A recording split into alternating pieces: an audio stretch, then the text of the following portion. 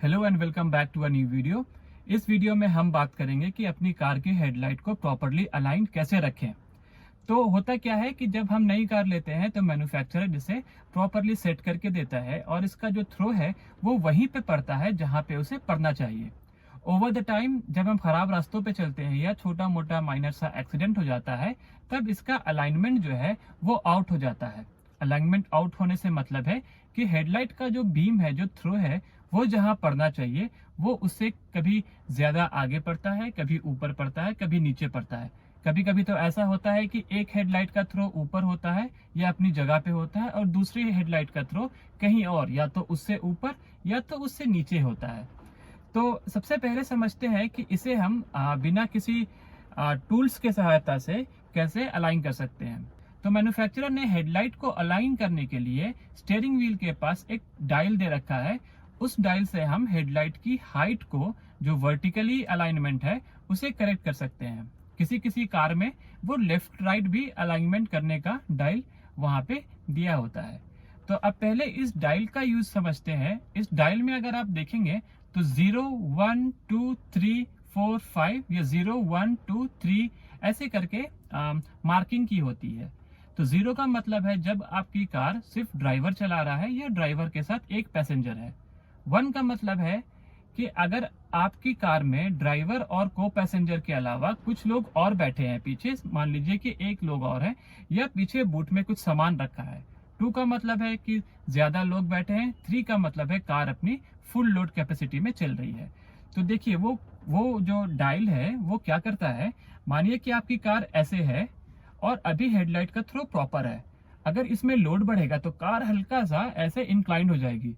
तो ये थ्रो जो ऊपर जा रहा है उस थ्रो को वापस रोड पे लाने के लिए उसे हम 1 2 3 से एडजस्ट करते हैं, ताकि वो जो थ्रो है वो थ्रो कंटिन्यूअसली एक ही जगह पे पड़े जो कि सेट किया हुआ है।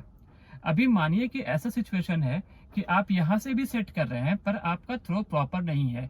तो समझ जाइए कि ओवर द टाइम गाड़ी बुरे रास्तों पे चलने के कारण या छोटे मोटे एक्सीडेंट के कारण सामने का जो रिफ्लेक्टर है कार का, हेडलाइट का, वो थोड़ा ऊपर नीचे हो गया है। तो उसे हम क्या कहते हैं, तो उसे हम बाहर से कैसे एडजस्ट करेंगे।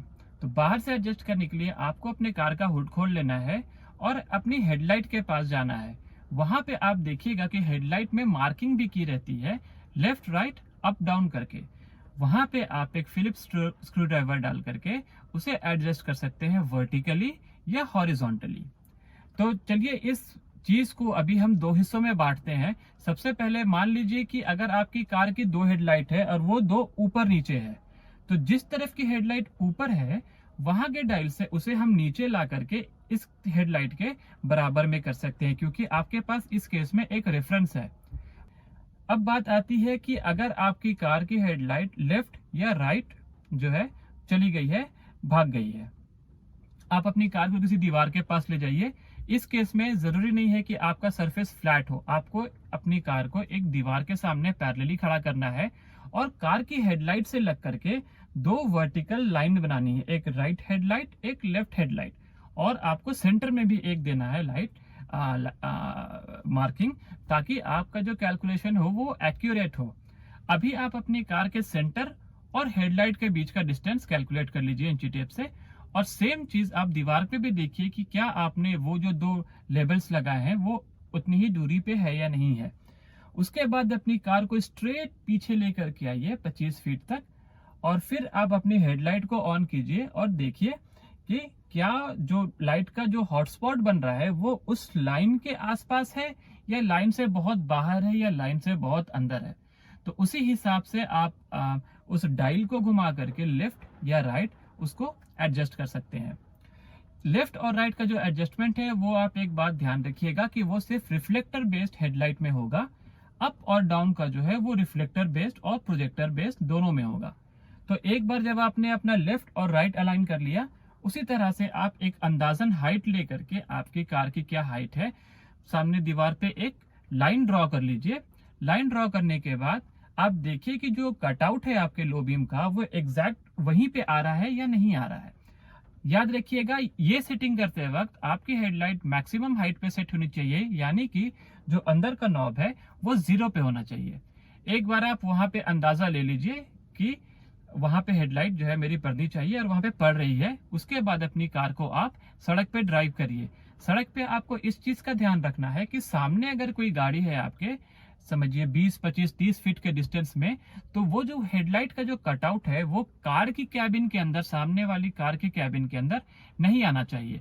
अगर कार की कैबिन के अंदर आ रहा है तो आप यहां से अंदर वाले डायल से उसे नीचे लाइए, 2 पे, 1 पे, 3 पे। जहां पे आने के बाद आपको लग रहा है कि हाँ, कार का जो कटआउट है, सॉरी लाइट का जो कटआउट है वो सामने वाली कार के बोनेट तक ही है, ठीक है, तो वो आपकी कार का एक्चुअल अलाइनमेंट होगा। आप 3 पे रख करके वापस उसी दीवार के पास आइए 20 फीट की दूरी पे, और जहां पे कटआउट बन रहा है वहां पे एक टेप लगा दीजिए। टेप लगाने के बाद कार का जो अंदर का डायल है उसे वापस 0 पे सेट करिए। तो जब आप 0 पे सेट करेंगे तो देखेंगे कि वो जो अलाइनमेंट है वो काफी ऊपर चला गया। अब फिर से आपको सामने वाले डायल से जो है उसे नीचे लाना है, वहां पर जहां पर आपने एक कटआउट बना रखा है। तो इस तरह से आप अपनी हेडलाइट को वर्टिकली परफेक्टली अलाइन कर सकते हैं। इस वीडियो में अगर आपको कोई बात समझ में नहीं आई या आपका कोई सजेशन है, कोई कमेंट है, तो प्लीज उसे कमेंट बॉक्स में लिखिए। और आप अगर चाहते हैं कि मैं किसी स्पेसिफिक पॉइंट पे वीडियो बनाऊं, किसी स्पेसिफिक टॉपिक पे वीडियो बनाऊं, तो प्लीज मुझे कमेंट में बताइए। उम्मीद करता हूं कि आपको ये वीडियो पसंद आया होगा। अगर आप चैनल पे नए हैं तो चैनल को सब्सक्राइब कीजिए, वीडियो को लाइक कीजिए और अपने किसी कार लविंग फ्रेंड के साथ ये वीडियो शेयर कीजिए। तो मिलते हैं अगले किसी इंटरेस्टिंग वीडियो में। Take care.